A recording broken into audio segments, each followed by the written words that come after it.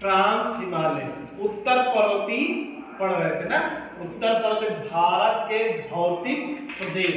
भारत के कितने भौतिक प्रदेश थे? 4 भौतिक प्रदेश थे। तो पहला भौतिक प्रदेश चल रहा था उत्तर पर्वतीय भौतिक प्रदेश। तो उत्तर पर्वतीय भौतिक प्रदेश में था पहला हमारा 3 उसमें आते हैं। पहला है ट्रांस हिमालय। ट्रांस हिमालय में वो पर्वत आते हैं, वो हिमालय आते हैं जो हिमालय से बनने के पहले, जहां प्राचीन काल में क्या हुआ करता था? प्राचीन काल में पहले क्या हुआ करता था? जहां आज हमारा हिमालय है वहां पहले क्या था? 33 सागर हुआ करता था। ठीक, 33 सागर हुआ करता था। उस 33 सागर में जब यूरेशिया प्लेट और भारतीय प्लेट, 2 महाद्वीपीय प्लेट आपस में आके टकराने से वहां पे ट्रांस हिमालय जैसी श्रृंखला का क्या हुआ? निर्माण हुआ ना।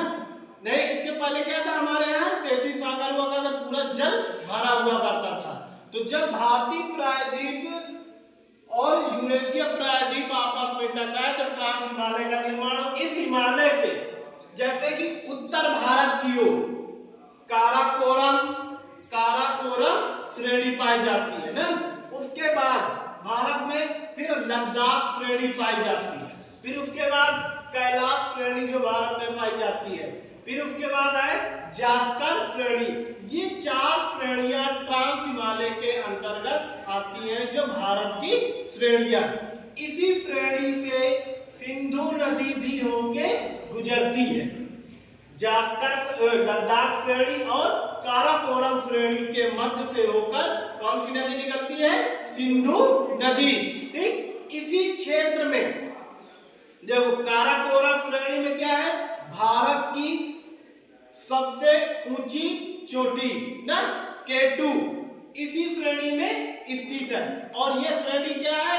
ये 3 राज्यों से इसकी सीमा साझा करती है ना, और ये पूरा अधिकतर किसके? पाकिस्तान के कंट्रोल में भी है। तो ये श्रेणी पाकिस्तान, भारत और इधर से तिब्बत या चीन, ये 3 देश इस पे बाउंड्री साझा करते हैं। फिर उसके बाद आता है लद्दाख। यहीं पे भारत का सबसे ठंडा क्षेत्र, जिसे कहां पे? लद्दाख ना, जो क्या कहते हैं? लेह के जिले में स्थित दास लद्दाख करके एक छोटा सा स्थान है जहां पे भारत का सबसे शुष्क क्षेत्र स्थित है। ठीक, इसके बाद आता है कैलाश श्रेणी ना। कैलाश श्रेणी पूरी तरह कहां पे? तिब्बत और चीन में स्थित है। इसका थोड़ा हिस्सा क्या है? भारत में स्थित है ना। उसके बाद आती है जास्कर श्रेणी। जास्कर श्रेणी से नीचे यहीं पे स्थित है पीर पंजाल।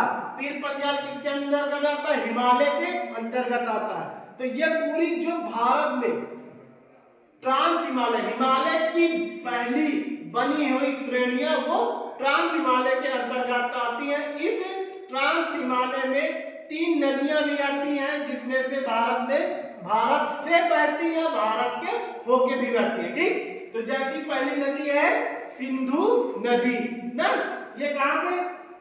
मानसरोवर के से निकलती है। फिर उसके बाद आता है हमारा यहीं पे एक अरब सागर में गिरती, उसमें भारत से असम को होते हुए नामचा पर्वत से टर्न लेते हुए ब्रह्मपुत्र नदी भारत में प्रवेश होती है। यू आकार की यू टर्न लेते हुए कहां से? नामचा पर्वत से लेते हुए भारत में प्रवेश करती है असम में ना। ब्रह्मपुत्र को भारत में भी कई नामों से, जैसे कि दिहान के नाम से, ब्रह्मपुत्र के नाम से भी जाना जाता है। ठीक, और फिर ये नदी सीधा कहां पे जाके गिरती है?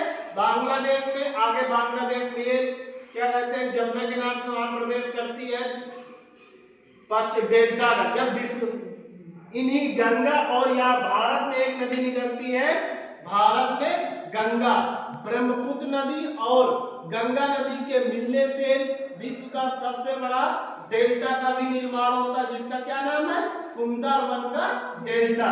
अब इसी क्षेत्र में ये था हमारा क्या ट्रांस हिमालय ना। इसमें एक नदी और बहती है जो राजस्थान यहाँ से क्या कहते हैं मानसरोवर के पास से निकलती है, जिसका नाम है सतलज ना।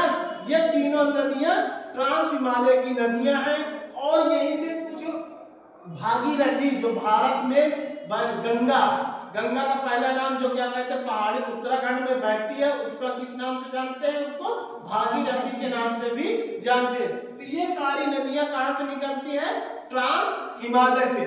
फिर आता हमारा ट्रांस हिमालय के बाद से हिमालय। हिमालय में तीन प्रकार की श्रेणियां का निर्माण होता है। एक होता है हमारा महान हिमालय, दूसरा है लघु हिमालय, तीसरा है शिवालिक हिमालय। फिर इसके बाद किसका निर्माण होता है, फिर आता है विशाल मैदान। ठीक, तो इसके बाद ये क्या है, इसमें जैसे कि ट्रांस हिमालय और हिमालय, तो ये हिमालय का निर्माण यहाँ भारत में नामचा पर्वत से लेकर यहीं पे क्या कहते हैं नंगा पर्वत स्थित है। कहाँ पे, पीर पंजाल जम्मू कश्मीर के हिस्से में, और इसी को यहाँ पे नंगा पर्वत है और यहाँ पे नामचा पर्वत। ये पूरा क्षेत्र किसके अंतर्गत, हिमालय के अंतर्गत आता है।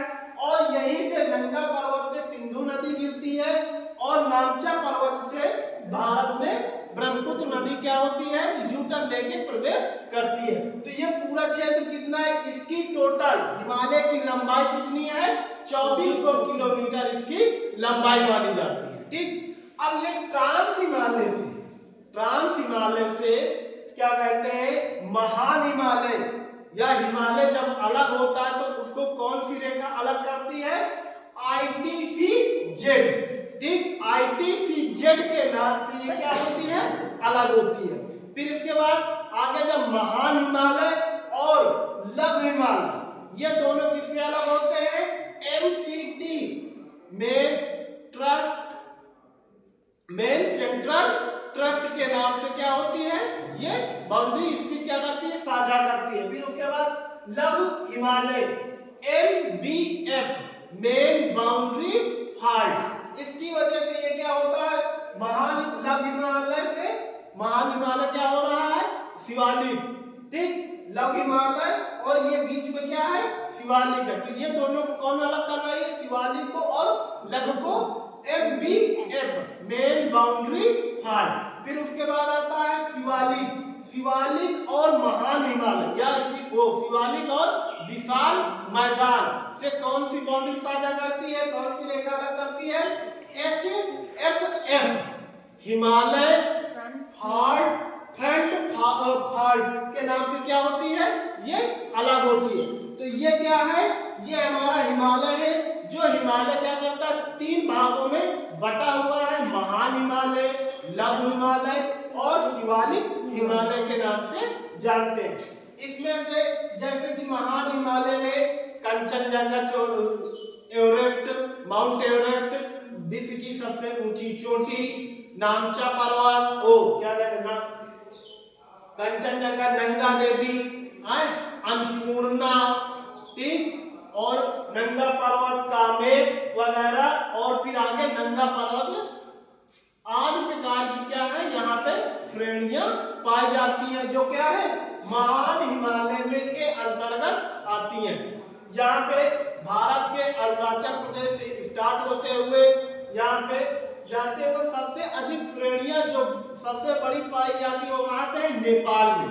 जैसे कि धौलाधार है, अन्नपूर्णा है, वो क्या कहते हैं अन्नपूर्णा है, और क्या कहते हैं माउंट एवरेस्ट जो विश्व की सबसे ऊंची श्रेणी के अंतर्गत आती है, जिसकी ऊंचाई कितनी है, 8,848 किलोमीटर उसकी ऊंचाई है। फिर इसी में भारत के लघु हिमालय में श्रेणियां पाई जाती हैं, जैसे कि महाभारत की श्रेणी ना, उसके बाद आता है हिमालय की श्रेणी हो क्युमाई हिमालय, फिर उसके बाद धौलाधार, फिर पीर पंजाल। इन्हीं के बीच में आगे बताएंगे, इन्हीं को क्या कहते हैं, नदियां भी इनको क्या करती हैं, अलग करती हैं। जैसे कि यहाँ पे जो नदियां हैं वो अलग करेंगी और इनकी भी क्या होती है, लंबाई होती है। तो ये इस तरह से हमारा क्या है, हिमालय का निर्माण होता है। और यह हिमालय का निर्माण कब होता है, लगभग टर्सरी काल में ना। पृथ्वी के 707 करोड़ वर्ष पूर्व किसमें, टर्सरी युग में हिमालय का क्या होता है, निर्माण होता है। ठीक, तो इसी निर्माण के आधार पे हमको क्या है, भारत के विषय में पढ़ना है। ठीक।